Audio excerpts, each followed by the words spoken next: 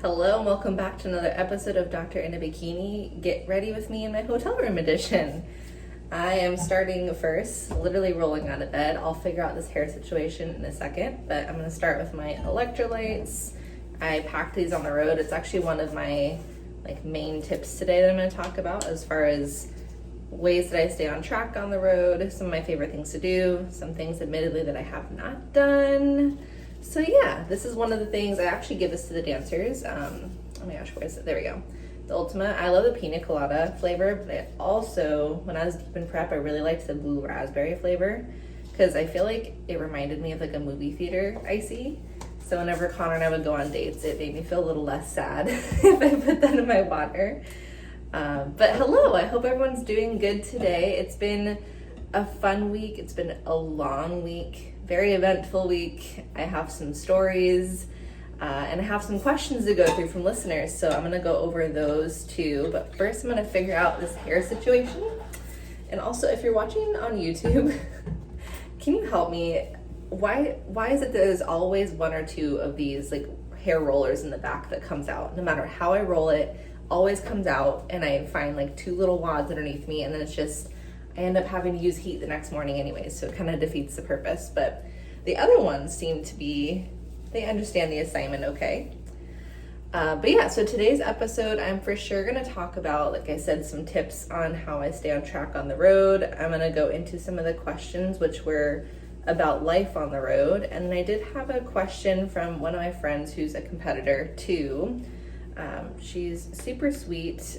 She wanted to know basically how to stay on track in your first off season after competing for your first time.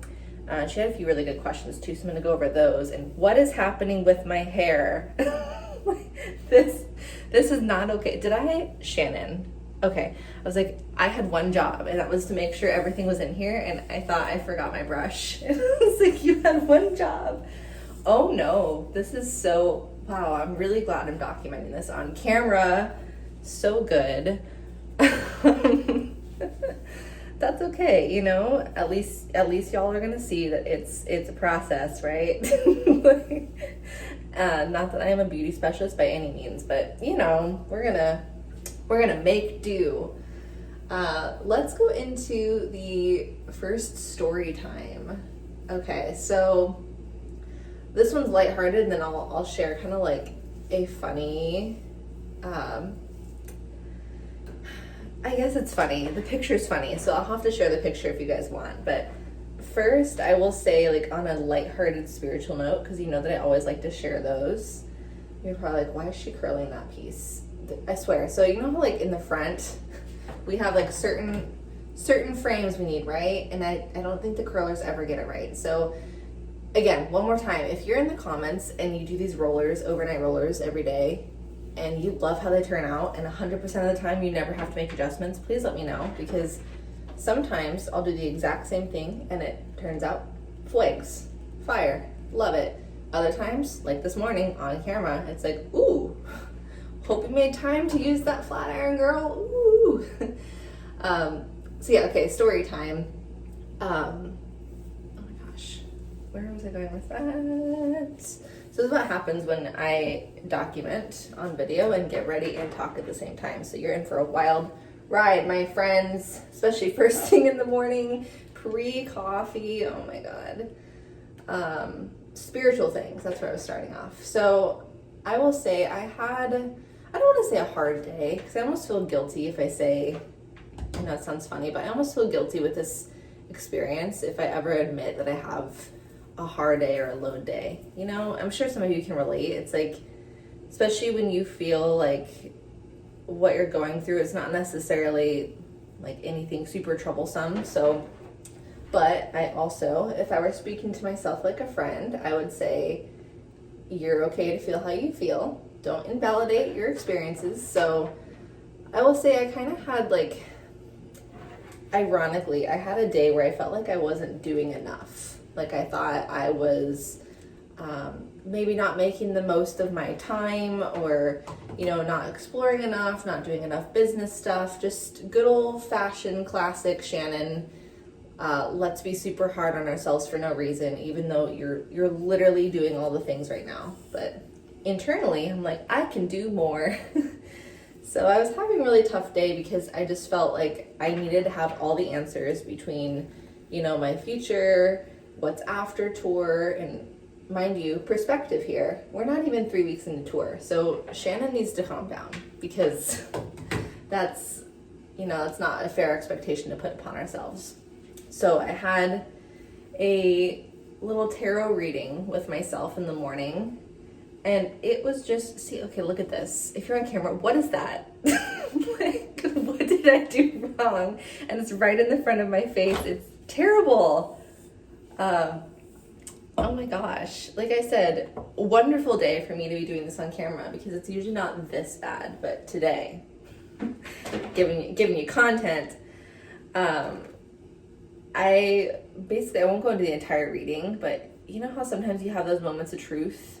It's just like you heard something you needed to hear and it made you cry.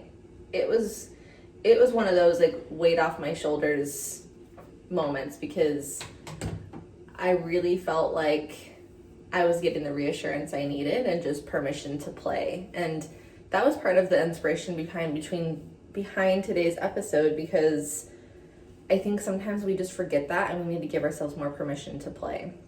Okay, I'm gonna come back to this hair situation because it's one of those days. I can feel it. It's making me a little spicy right now, and I'm not trying to deal with it. Especially, we're gonna circle back, okay? So bear with me.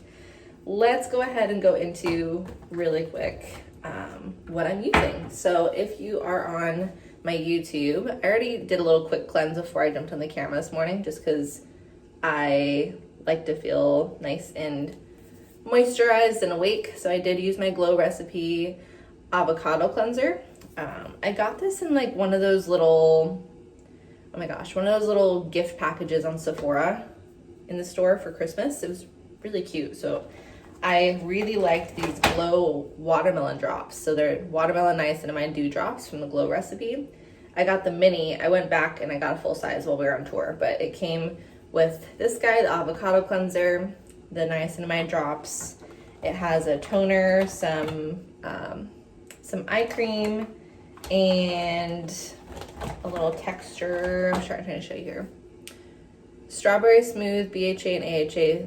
Oh no, don't come after me. I'm saying this on camera. Salicylic serum. I'm like, I have no excuse because there's an esthetician in the family, but sometimes it do be like that. Here is I hope I'm not shouting. Here is the SPF little glow stick, which I really like actually, because sometimes you just don't want to get all that on your hands, So I don't really do a whole lot of foundation, but I am a big skincare junkie. So you'll see some of the stuff that I like to use. And I lied. This hair, watching in the camera, it's got to get addressed right now. So you're just going to go with me on a little ride here.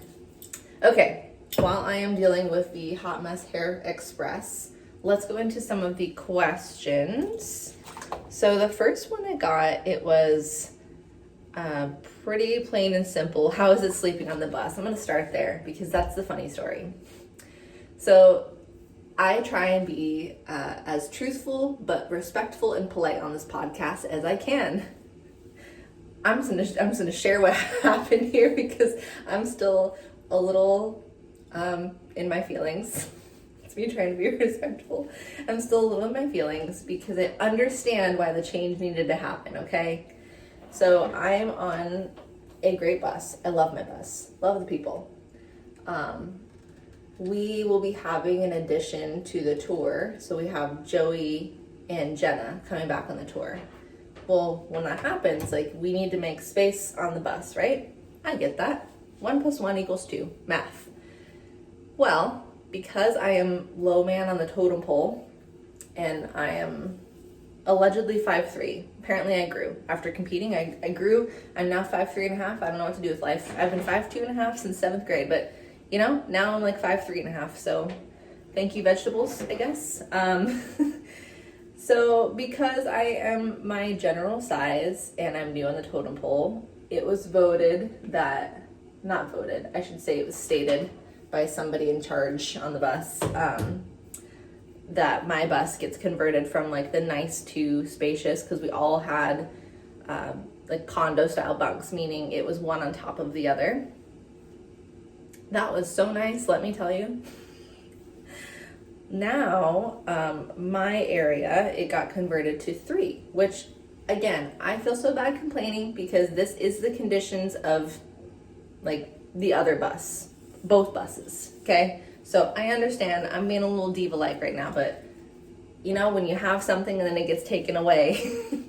So that was like essentially my little bubble when we were on the bus, if I needed some quiet time, because I am an extroverted introvert, so I do need to recharge. I love to recharge, and I like some quiet time. I need quiet time. So whenever it was time for me to like, you know, call my husband, or maybe I wanted to do some reading or some podcast things, I would just kind of go in my bunk, draw the curtain, put the light on, and then you could sit up in bed. Girl, I now live in a coffin. I wish I could say I was exaggerating. The only way for me to be in my bunk is to be completely horizontal and like mouth out towards like the hallway, okay? Like the little between the bunks. And between the bunks, you've got like 2 feet. Okay, so I could reach out and I could tap the person in front of me like, good morning. Oh, aggressive, Shannon. Sorry, I like punched the window. And then behind me is the suite. So Danny, Pasha, and their little one Nikita are right behind me. So I was living the high life. I had some space. I was able to like sit up in bed and not bonk my head. Oh my God, it got changed. And that's not the part I'm salty about, not the part that it's like a temporary change. I overheard that apparently the plan is to keep the bunk that way forever, to make room for bags and stuff. So we all have like what's called a junk bunk on the bus. Well, now this person in charge is like, well, I want to have 2 junk bunks. So essentially, I may potentially be raising conflict, which I'm not looking forward to. I don't mind conflict, but like I said, I recognize that I'm low man on the totem pole here. So I'm like anticipating backlash for asking to not be claustrophobic. So to paint you the picture, my first night sleeping, this is like the funny part. I sent a picture of myself to Connor in the bunk. I look like a troll in like a little hole. I'm all bent over and I look pissed because I think I've told y'all on the podcast, ever since our honeymoon, I am claustrophobic. Ever since I got stuck in that bathroom, every elevator ride, and of course, y'all heard on the last week's episode, I got stuck in the elevator. It literally fell. So I am a newly added claustrophobic person. So if my words aren't smooth, by the way, I'm not kidding you when I said I jumped out of bed and I have not had coffee, so bear with me. So I sent Connor a picture and I was texting him and I was like, oh my God, I have to make a decision. He goes, what are you talking about? I was like, I literally, because I was laying on my stomach to try and like not focus on the fact that it's wooden and it literally looks like a coffin, which was sending me through the roof anxiety wise because it looked like I was dead. I was like, I can't look at the bed. This freaks me out. So I rolled on my stomach and I had my head out towards like the little open area and I'm laying diagonally so that way I can like breathe. And I don't know how everyone else does it. Like I said, I feel so dramatic, but it was change, right? We all know how we feel about change. Sometimes it's a little hard. And all of a sudden, like I said, I feel so guilty outing people on here because it's a podcast, but I'm across from the grandma on the bus, okay? She was blowing up a storm and snoring. So like snoring is one thing, it's like kind of muffled by the curtain. No, my head being in like the alleyway area, not only was I like exposed to like the symphonies of snores, it was like warfare, okay? I don't know what she ate, but it happens now every single night. I'm not even kidding you, I wish I was. So she snores it up and blows it up, and you can smell it if your curtain is open, just because I'm literally level with her. Anyone else on the bus, probably not, but my bed is 2 feet away from her bed, so like I smell it, I hear it. So I had to make the choice of just committing to the claustrophobia and letting the curtain be completely drawn and just staring at the wooden walls. And it's so nice. The point being, this person asked me, how is sleeping on the bus? And I'll be honest, right now, been better, Carrie Ann, been better. If you understand the reference, then clearly you watched Dancing with the Stars this last season. Okay, I might have to give up on the hair because this is taking way too long. So I will figure that out later. Let's move on to the next question and my next favorite part in my skincare routine. How is it working with Gleb? That's very specific. That was from Beth143. Gleb is super sweet. I think I said on here, I don't remember if I did or not, but he high-key, low-key is psychic. He knew my birthday, like to the day. Guessed it within 60 seconds of meeting me.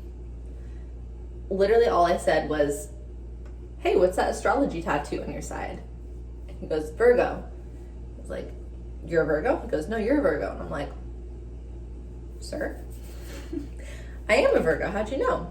And he literally knew my birthday to the date, which is August 31st. So even weirder because most people forget like which months without doing the little knuckle thing, what's 30 and what's 31st. So I was floored. I was like, how did you Google me?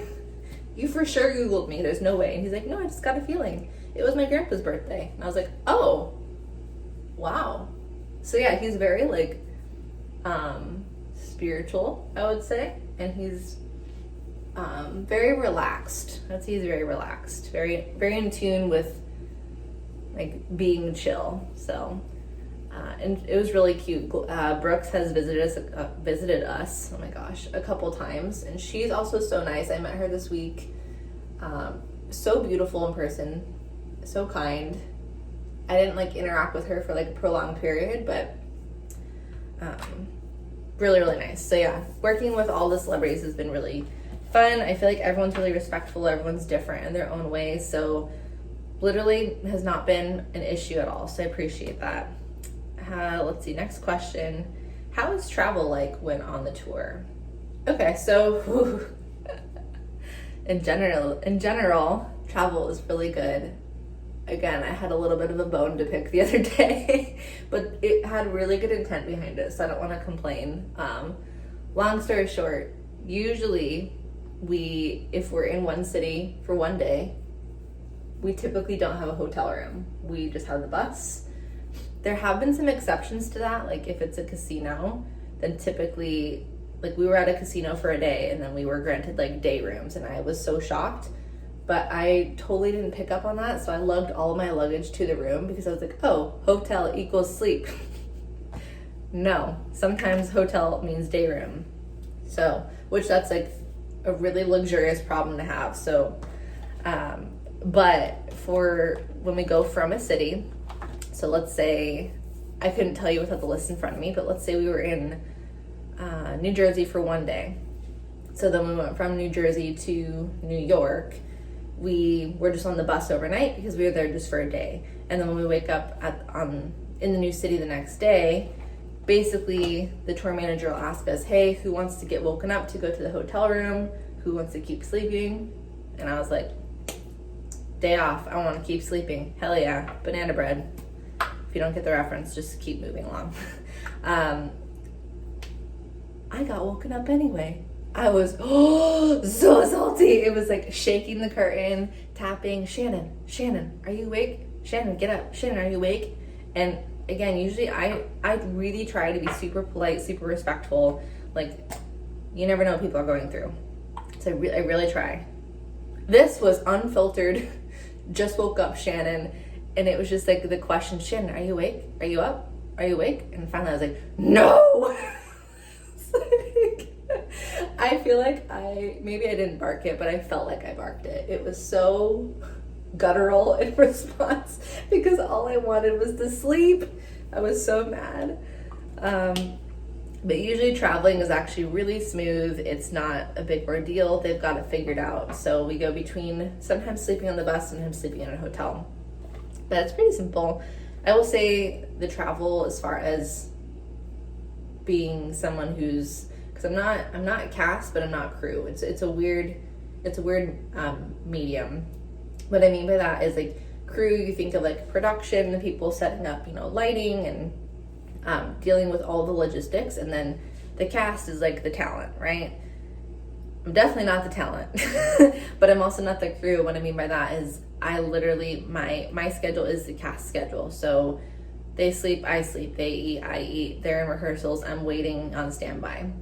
So when I look at documents, usually I look at cast, meaning like whatever it tells them to do, it's telling me to do, which can get really confusing because sometimes obviously certain things apply to them and certain things don't. So that sometimes is learning, certain things apply to them and me and certain things don't apply to me, but it's not always consistent. So that can be a little confusing, but that just kind of is what it is. For the crew part though, that I was saying that's kind of tough is packing up the room. Like I usually make that part of my little videos that I post, but it doesn't do it justice. Reiterating the size here, someone that's 5'3", I mean, there's a giant road case.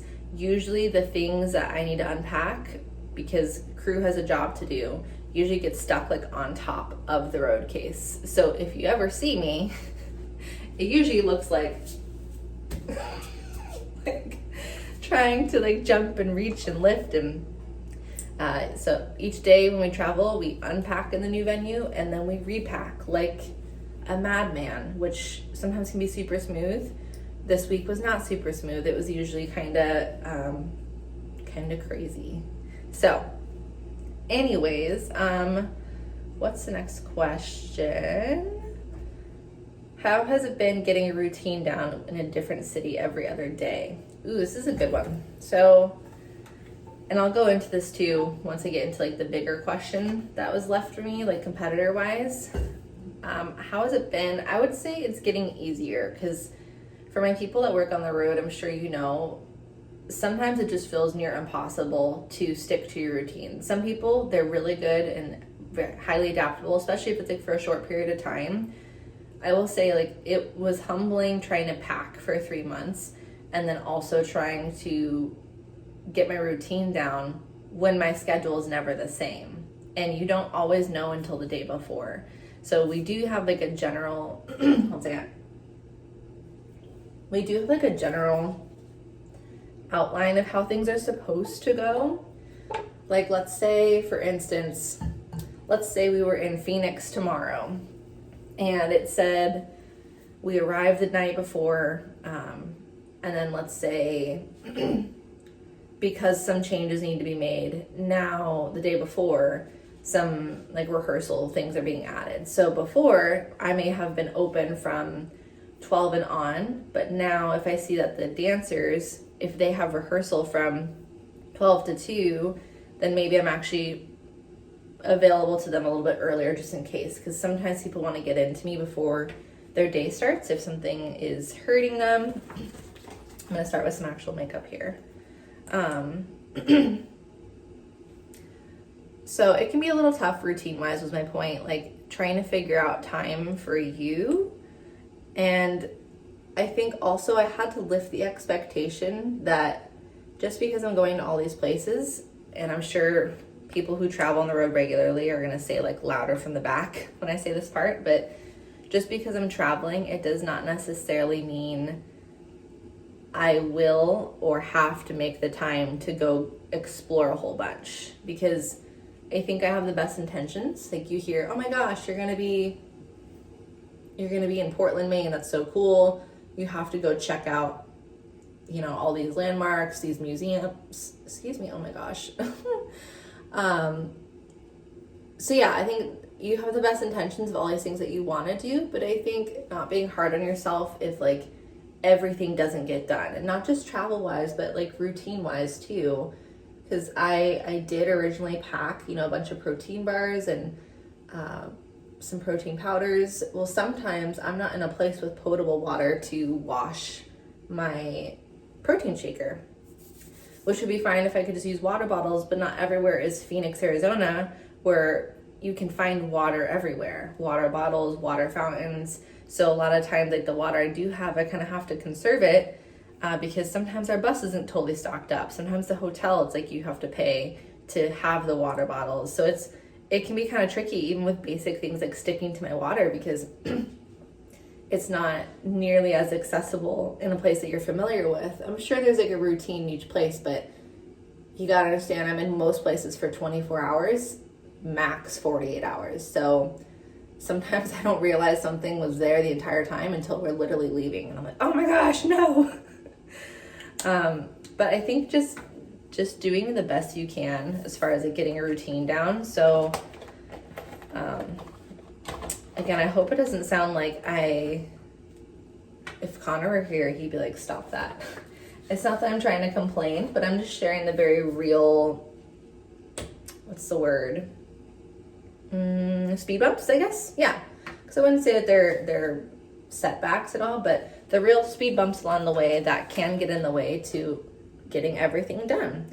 So I think changing my expectations was helpful. Going back to, like, for instance, traveling and doing something fun. Because I do think prioritizing fun is also important. So my 2 things in every city is I just need to go find a cup of coffee somewhere, go explore, go get a cup of coffee, and then find a sticker or magnet. Those are my main 2 must-dos. Anything beyond that, it's like, oh wow, extra credit. I don't really have a whole lot of like reservations. I don't really have like things booked. Even on my days off, I mean, just for my own health's sake, I really don't plan a whole bunch because it's a tiring job. So by the time, yesterday was a day off actually, I literally just existed and it was glorious.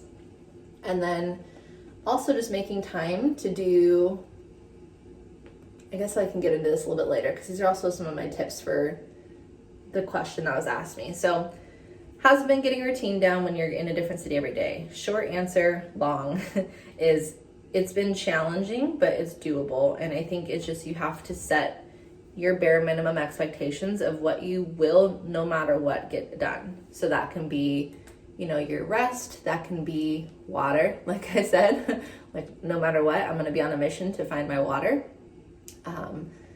And just keeping it small, because I think if you expect your routine to be 100% what it was at home on the road for 3 months, if that is your reality, you are a superhuman and I applaud you. That is not my reality. It's been the best that I can, and I think you have to give yourself permission that that's all that you can do. It's just the best that you can. So it's been good, but it's been challenging.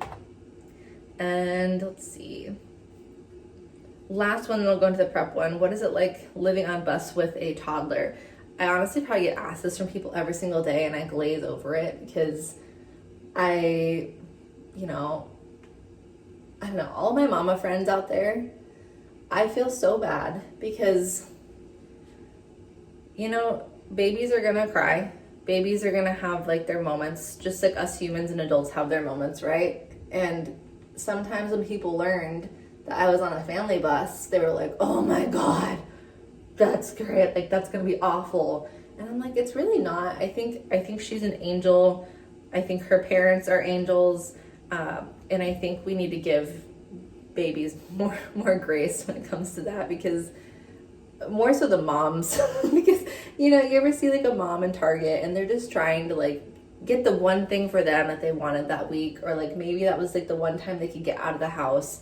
And they've got, kids, plural, or even one kid that's having a day, that's having a moment, and they're screaming, they're crying, and everyone at Target looks at them like they stole their baby. Like they are, like, how dare you have the audacity for your child to have emotions? So I think I'm a pretty patient person, so I think it's been just fine. I think she's a beautiful little angel. She's adorable. And sure, maybe sometimes she might like cry a little bit, but it's nothing that's like, oh my gosh. And I literally sleep right there. So, I don't know. I get asked a lot. Like I said, I scroll past it just because I never want anyone to feel like I'm talking about their family, but I have nothing but good things to say. So All right, let's go into the bulk question here. Thank you for hanging on because, like I said, I am not awake yet, not even a little bit, but here we are. Here is the, oh my gosh, Shannon. Okay. So I'm just going to read it verbatim. It says, I think my biggest question right now is about how you intuitively eat in the off season that keeps you on the right track for yourself.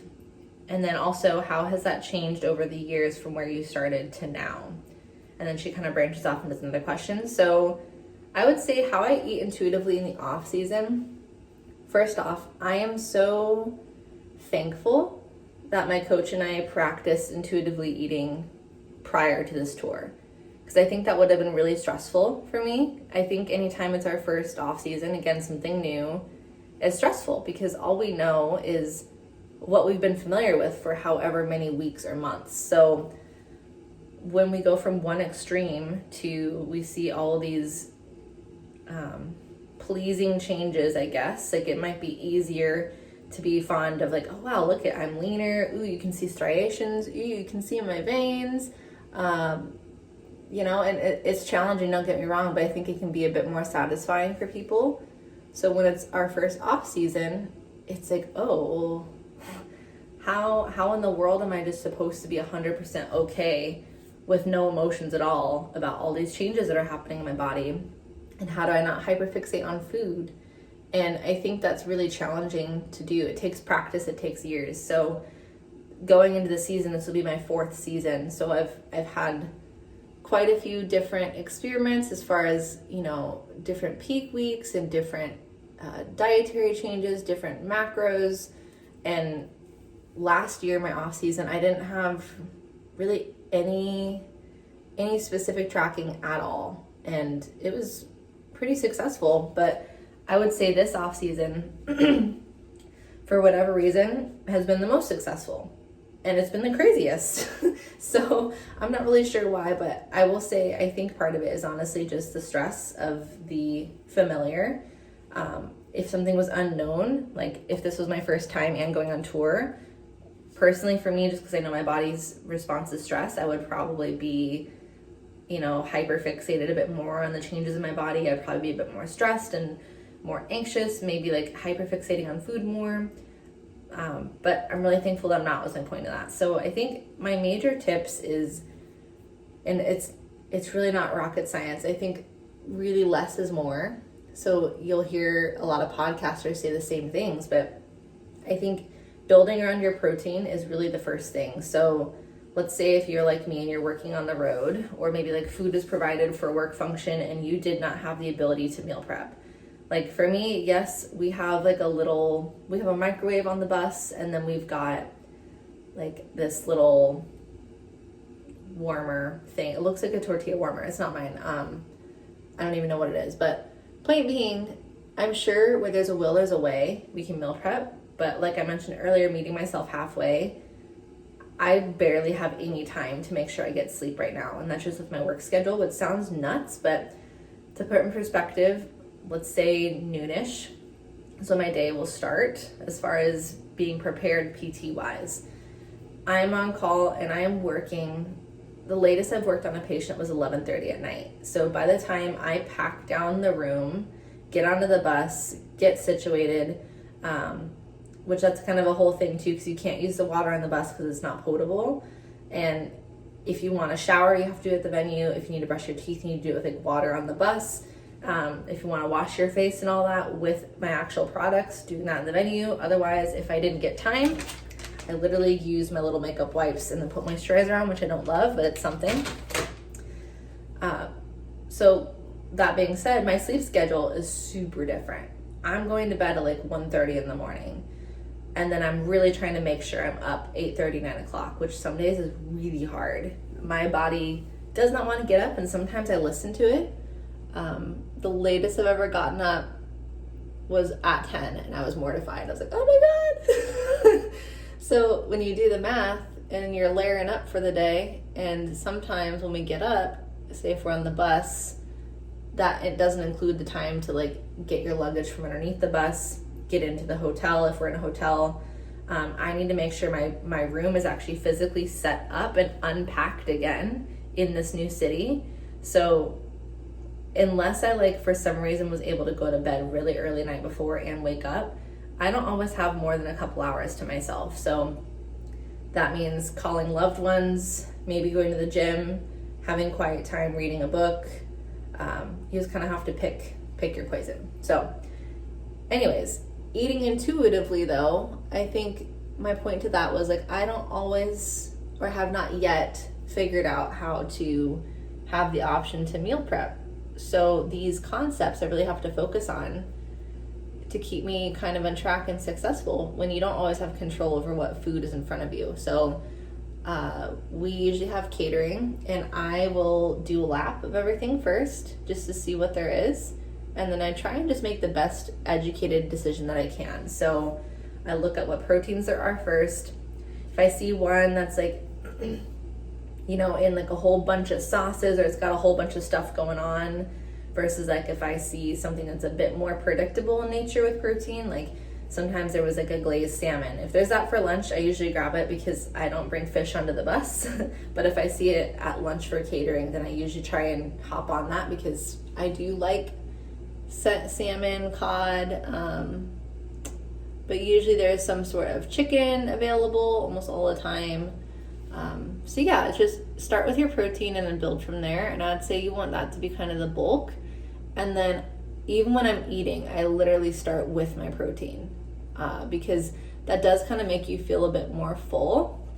And I think it helps curb whatever hunger you're having too, because say if you've had a really long day with working and you're like, I can't wait to eat, you might just scarf down all these things because you're hungry based off what looks good, not necessarily what will feel good later. So I recommend starting with your protein and then just keeping your carb portions like according to what you notice your body responds well to, if that makes sense. Because I don't like telling people, oh, you know, you gotta stick low to your carbs, especially if it's the off season. Like you're supposed to be fueling your body. So I think reminding yourself that too when you have a plate in front of you, that food is good, food is fuel. I am meant to ingest this food, and it doesn't take away from your goals, it doesn't make you less than, and expecting that, yeah, your shape is going to look different in the off season, and that's a given. So try not to put so much, you know, emotional responsibility on this food, because really it's just carbs, proteins, and fats at the end of the day. So just focus on your ratios. If you are a macros person, that'd be easier, versus maybe if you were a meal plan person, that might be a little harder. But my suggestion to you would be just replace the portions that you recognize or the portions that you feel like you responded well to, and go off how you feel too. You know, I was talking about this with Gleb because I'm helping him with some fitness stuff. Because he's like, you know, is eating this bad? Is it safe to eat this? Or like, what do you think? And I'm like, well, first off, you're moving your body a lot. And if you're hungry, then listen to your body. And while you're eating, because he was talking about, which a lot of us experience, that like binging behavior where it feels like, oh my gosh, I got off track. So then you find yourself in this like F-it mode of like, well, I've already had this. And my advice to him was, the second you notice some emotional reasoning there, stop. As soon as you notice that you're trying to justify something, or if you're feeling some sort of way about the food in front of you, then just take a break, have some water, go on a walk. Really just try and be as aware as you can. This is my favorite. Sorry, I've stopped like telling you guys what I'm using. This is the Rare Beauty Liquid Blush. I don't remember. Oh, it's the Encourage shade. So love that. And then before this, I used, oh, I forgot my favorite one. Oh my gosh. This is what happens when I do two things at once. I also like to use the Flawless filter. That's usually the most I'll use. Like typically my daily routine will be this Rare Beauty primer and then those two that I just showed you. But today, for some reason while I was talking, I put foundation on, which I never do. So here we are. But yeah, I told him, I was like, you know, I think the biggest tip that we can apply for ourselves, whether we're competitors in the off season or if we're lifestyle clients or whichever. I think the biggest thing you can do is just pay attention to how things make you feel. And if you feel, satiated, if you feel full, if you feel like your digestion was happy afterwards, if you find that you're not feeling guilty, those are the kinds of things you want to pay attention to versus like reasoning with things, post-meal guilt. If you notice that something is emotionally driven, like you had a stressful week and therefore you think, I deserve this, I want that, this sounds good because of my week, those probably aren't the most healthy conditions to have it. It doesn't mean that you can't have it, but maybe just, all right, I'm not going to eat the entire roll of Chips Ahoy, but sure, I will let myself have 4 of them and I'm not going to feel bad about it. Like at catering, almost every time I grab one of the little mini brownies because it's a little mini brownie, I will say I am going to start bringing it in because I literally have been grabbing it every single time. I'm like, Shannon, this isn't a daily food group. How about we, grab ourselves a treat when we want it, not because it's there. So I would say that's one tip I would say as far as eating intuitively is just eat around your protein, really focus on the core concepts like protein, your hydration, and just doing an emotional checkpoint of how you're doing. I think that's going to make you the most successful with food. And of course, if you don't already know who Celeste Rains Turk is, she does help people with food relationships. So that's also a really good resource to have. Let's see. How has it changed over the years from where I started to now? Yeah, I think, so for me, I was more emotional about it. Like I said before, when something is new and we don't know the changes to expect, and I don't know anything except for the lean bean fight machine I became the first time, I think it was harder. And it was easier to feel guilty when leading with intuition of, oh my gosh, I had a burger with my husband here, and then we went and had dessert, and then the next morning my friends want to go to brunch because they know that I'm not, in a show anymore, so they want to go do something, and then that day my mom wants to go do this, and then, oh my gosh, well, I want this. Like, wow, it's been like 2 days, and just do what you can. Say if you do have plans and you have a lot of plans, just think what are the smartest choices that you can make. And then again, you're meant to fuel your body with the food. So as you are adding shape in the off season too, just think that that's literally fuel for your muscles to put your muscles to work. Not that you're working out for the food, but you are utilizing the resources that you're providing to your body, if that makes sense. And then the other question was, let's see, what advice would you give to someone who just did their first show and wants to keep competing but have a good balance in the off season? I feel like you really know what you're doing, especially since you're on the road now and you look great now. So, thank you. I would say my biggest advice for someone who just did their first show and wants to keep competing, I think the fact that you want to keep competing, knowing your why for sure, because I think for all of us, there comes a moment where you're like, why am I even doing this? What's the point? Oh my gosh, I feel so tired of this, or oh, I feel like I can't do this, or so I think having a clear why for doing what you're doing, for one, and yeah, I guess we kind of covered it a little bit earlier already, but for having a good balance in the off season, I think maybe my biggest tip on top of what I said is just really keeping track and journaling your experiences and what you're feeling, and also talking about it with people around you, because I think the more we talk about things, the more the people around us understand too. So I don't know if at home everyone's super supportive. I actually did an episode a while back with Connor. I think it was Prepping Your Relationships Part 2, because after my first time competing, and then it happened again, he kind of had a moment of like, so when does this end?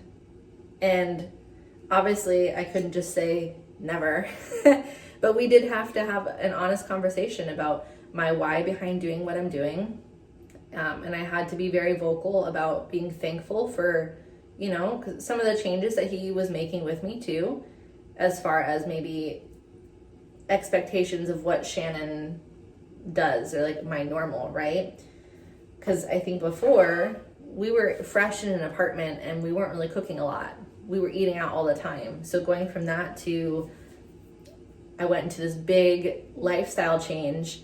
And then the next year I'm like, let's do it again. He's like, wait a minute, what do you mean let's do it again? Like, how far are you trying to go here? And I was like, as far as I can go, as long as it takes. So I think having a clear why, having good communication with the people around you, so that way you feel supported in your off season and people understand that it is your normal to like to feel good with your food, like to feel good with your routines. You're not trying, and I think defining that for them too, you're not trying to, look a certain way or seem small or skinny, because I think sometimes people can get concerned of like, oh my gosh, that show gave her body dysmorphia because she's still so concerned about food. Well, no, it's just that lifestyle taught us very valuable tools about how to view food and how to fuel our bodies. And I think some people don't understand that habit goes with us even after the show, and it should. We're meant to have nice whole foods. Hold on, multitasking. I'm trying to put on a lash here, and that is no easy task. For my YouTubers, I'm so sorry, you're getting like a gaping view of okay, one down, one to go. I think that helps success-wise, because if you feel supported by your people, then on the low days, they understand, and then there won't be these expectations of you to do all these things, because they understand you and they understand your why. So I think that's important just as much as understanding it for yourself. And honestly, giving yourself, like I said earlier with my tarot reading, giving yourself permission to play. Give yourself permission to loosen the reins a bit, experience, have fun, take diet breaks. I think it's healthy. I think for me, if possible, I don't know if I will ever track in the off season ever again, because it gives me such a recharge to then tighten the reins. And let me be clear on that too. I don't stray away super far. So my off-season tracking, it doesn't really look super different as far as the types of foods. Like, I'm not trying all sorts of like new foods every day, heavily, I don't know, like I'm not eating a whole bunch of comfort foods all the time. Like, I actually genuinely like having chicken and rice. I love sweet potatoes. I love fruits. I love, honestly, I literally the other day, I did snack on some rice cakes, which I never thought I would do in the off season, because you get a little sick of those. But I think just sticking to the things that make you feel good, make you happy, I think is very reasonable. And then communicating that too. If anybody has anything to say about it, just say, honestly, my body just responds so well to this. My digestion feels better. My like body feels good. And if people don't understand that, people don't understand that. But yeah, I hope that helps, because I think it really is more simple than you think. It's just sticking to the basics, knowing your why, knowing what works for you and what doesn't. And if you don't know yet, just journal those things. Hey, I had this on my plate today. This is how I felt after, physically and emotionally. I went and did this with this person. It made me feel XYZ way. And just really being in tune with that, because the more on the same page you are with yourself, and the more successful you are for other seasons. So I hope that's helpful. I'm looking at the time, and speaking of not having a whole lot of time, I do have to repack my luggage and go downstairs and load everything on the bus, and then find some food. So I'm gonna sign off of here.